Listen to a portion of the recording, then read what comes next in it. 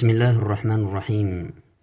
ቀጣይ ጥያቄ እህታችን እንዲህ ትላለች። አሰላሙ አለይኩም ወረሕመቱላህ ወበረካቱሁ። ወአለይኩም ሰላም ወረሕመቱላህ ወበረካቱሁ።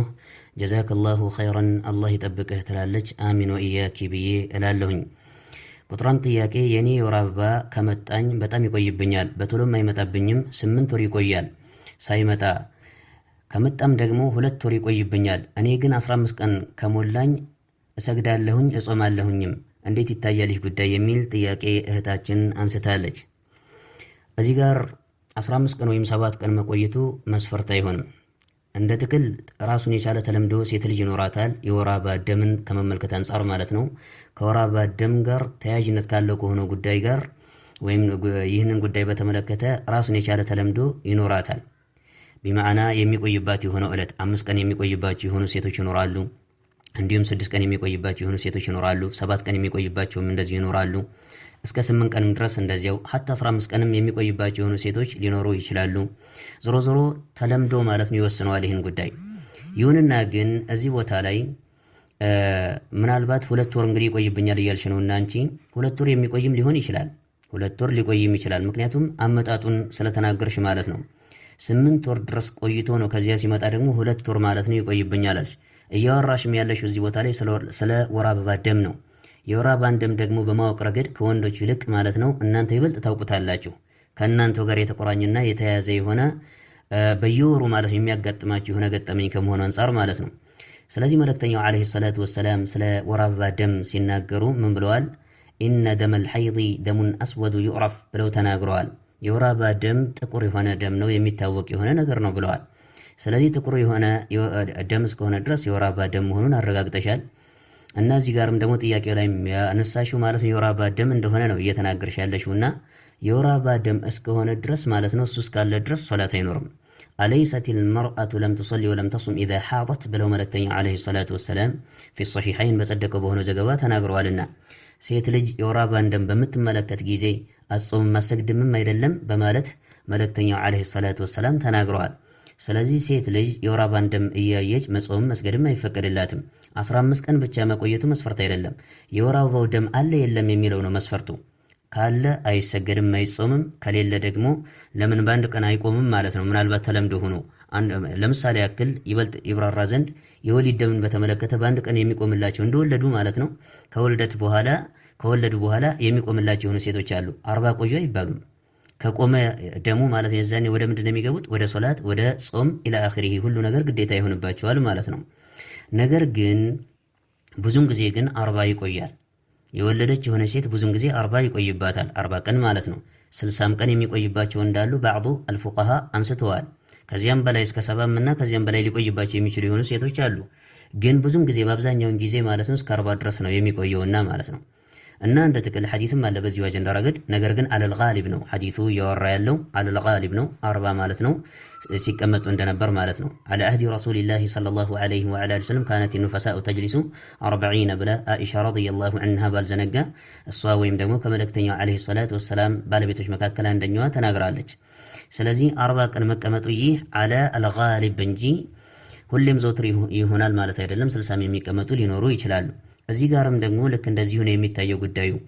እና እንደ ጥቅል የወር አበባ ደም መሆኑን ካረጋገጥሽ ወፍራም የሆነ ደም ነው የወር አበባ ደም፣ እንዲሁም ጥቁር ነው። በመቀጠል ደግሞ መጥፎ የሆነ ጠረን አለው ከኖርማል ደም የሚለይበት ማለት ነው። እነዚህን ነገራቶች ተመልክተሽ የወር አበባ ደም መሆኑን ካረጋገጥሽ ሶላትን መስገድ የለም እስኪቆም ድረስ፣ እንዲሁም ጾምም መጾም የለም። ወላሁ አዕለም። በሁለተኛ ደረጃ ሁለተኛው ጥያቄ አንድ ሰው ብዙም ጊዜ ማለት ነው መሐላ እንደማለና 4 ጊዜ ማለት ነው እንደማለ ያው ካስቀመጠች በኋላ እህታችን ከዚያ በኋላ የአራቱንም ነው የሚጾመው ቢማዕና ከፋረቱል የሚንን በተመለከተ ማለት ነው። የአራቱንም ነው መጾም ያለበት ወይስ አንድ ጊዜ ማለት ነው ቢጾም የአራቱም ይወድቅለታል ከአራቱ ያብቃቀዋል የሚል ጥያቄ ነው እህታችን በመዓና ማለት ነው ያነሳችው። እና እንደ ጥቅል ይህን ጉዳይ ከመመለስ የሚን ጥያቄ ከመመለስ በፊት ቅድሚያ መጀመሪያ ማንቃት የምፈልገው ነገር ይኖራል። ያም ደግሞ ወደ መሐላት ሩጦ ማለት ነው አይኬድም። ሰውየው ከማለ በኋላ ማን ወደ ከፋራ ማለት ነው ወይም ደግሞ ወደ ጾም ማለት ነው ሩጠን አንሄድም። ወደ ጾም ሩጠን አንሄድም። ቅድሚያ መጀመሪያ የተቀመጠ የሆነ ማለት ነው ነገር ይኖራል። የተቀመጠ የሆነ መስፈርት ይኖራል። ያንን መስፈርት ተመልክተን ያ መስፈርት ካልተሟላ ነው ከዚያ በኋላ ወደ ጾም ማለት ነው ወይም ደግሞ ያንን መስፈርት ወይም ያንን ጉዳይ መፈጸም የማንችል ስንሆን ነው ወደ ጾም የምንሄደው። ለምሳሌ ያክል አላሁ ስብሓነሁ ወተዓላ ከፋረቱል የሚንን በተመለከተ ሲናገር ምን ይላል? فإطعام 10 مساكين من أوسط ما تطعمون أهليكم أو كسوتهم أو تحرير رقبة فمن لم يجد فصيام 3 أيام ذلك كفارة أيمانكم إذا حلفتم واحفظوا أيمانكم بلو الله سبحانه وتعالى تناقروا.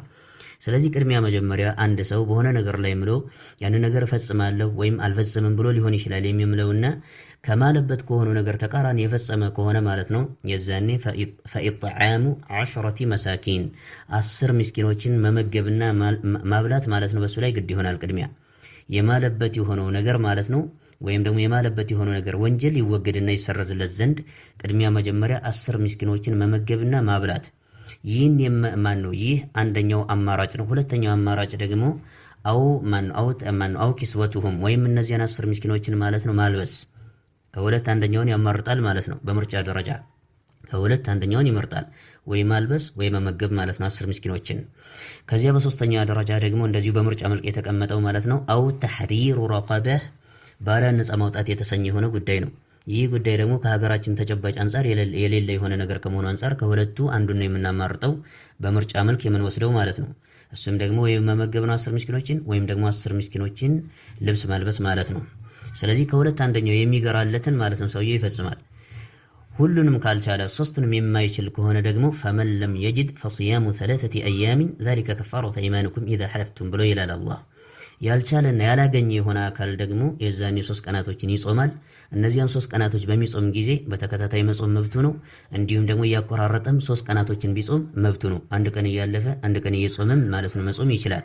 እዚህ ቦታ ላይ ተታቡዕና እንዲሁም አከታትሎ ማለት ነው መጾም ሰርድ ማድረጉ መስፈርት አይደለም።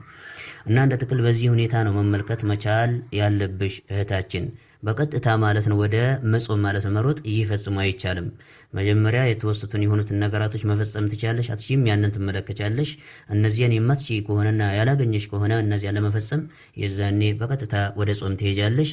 ስለዚህ የአራቱንም ጊዜ ነው ደግሞ የምትጾሚው። 4 ጊዜ ምለሽ ከሆነ ማለት ነው የሆነ ነገር ለማድረግም ሆነ ላለማድረግ በተቃራኒ ፈጽመሽ ከሆነ የዛኔ ለአራቱም ነው የምትጾሚው። ስለዚህ የአራቱ ስንት ቀን ይሆናል? የአራቱ 12 ቀን ሊሆን ነው ማለት ነው። የአራቱ 12 ቀን እንጂ 3 ቀን ብቻ ጾመሽ የአራቱ ይወድቅልኛል ብለሽ እንዳትይ። ወላሁ አዕለም።